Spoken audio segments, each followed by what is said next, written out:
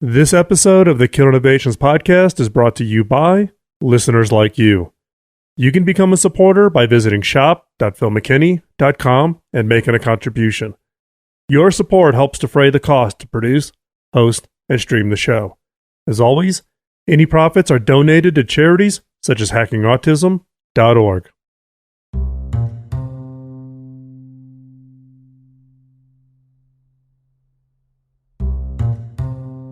I'm Phil McKinney, and welcome to Season 11 of the Kill Innovations podcast, a show about ideas, creativity, and innovation.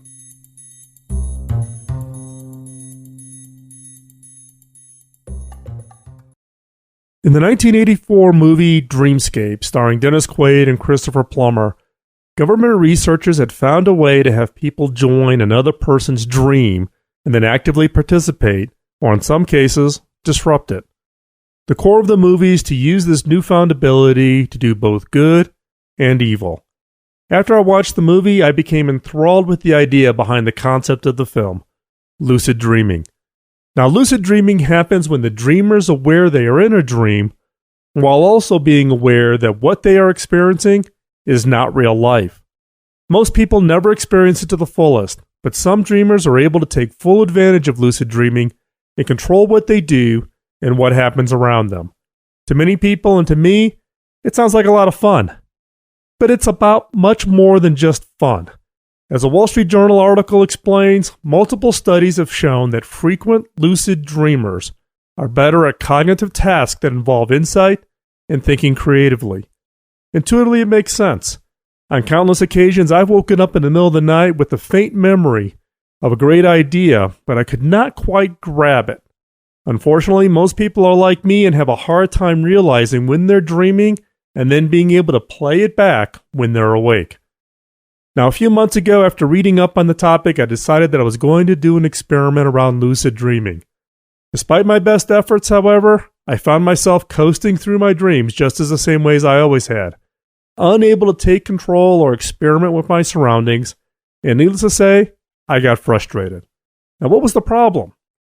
The web abounds with instructions, some more metaphysical than others, on how to get into the lucid dreaming game. The basics include getting into the habit of reality checking.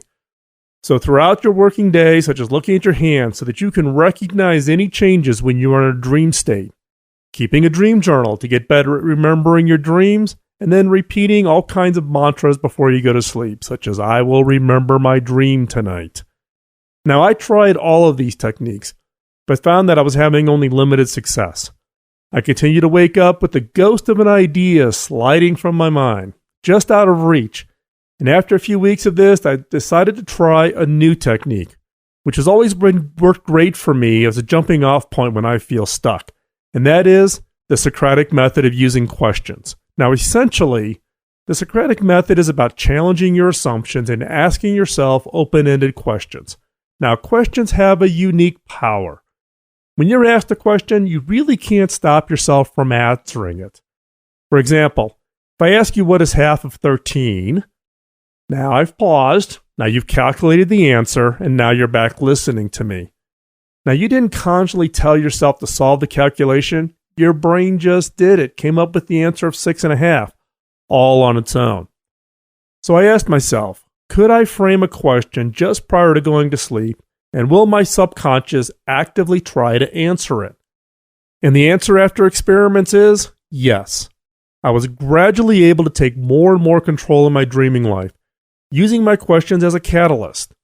Once I was able to be consistent in my lucid dreaming, the opportunities were endless. I saw new solutions to all problems and was able to grab some of those great ideas floating around in my subconscious that had been so elusive before. Now, did it work every time and every day? No. What I found was that the questions kind of hung around and answers would come to me at some point in the future. Now, lucid dreaming can be a great way to gain insight into problems you face during your waking life and spur your personal creativity to new heights. And like everything in life, success often comes down to asking the right questions. By breaking down the barriers between your unconscious and subconscious states, your mind is more free to challenge your own assumptions and answer your own questions in creative ways. So what is that one question you would love to have an answer for? My advice? Sleep on it.